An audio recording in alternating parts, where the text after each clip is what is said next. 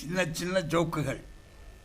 என்னங்க, எங்கள் area inspector குற்றத்தை ஊர்ஜிதம் செய்யாமல் குற்றவாளிகளை பிடிக்கவே மாட்டார்.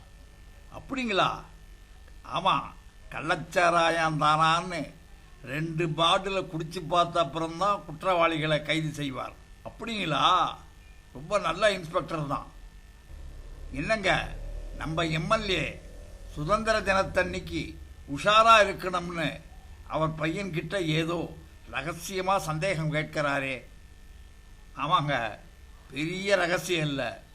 தேசிய கொடி ஏற்றும் போது எந்த கலர் மேலே இருக்கணும்னு ரகசியமாக கேட்டு தெரிஞ்சுக்கிறார். எதிர்கட்சிக்காரன் குற்றம் சொல்லக்கூடாது பாருங்க. ரொம்ப கெட்டிக்கார மனுஷங்க. இதோ பாருங்க, என் தம்பி நம்ம பொண்ணைத்தான் கட்டிப்பானான். ஏண்டி, உன் அப்பாவுக்கு நான் என்னடி துரோகம் செய்தேன்? 2வது பைத்தியத்தையும் நம்ம வீட்டுக்கே தள்ள பார்க்குறாரே, இது நியாயமா?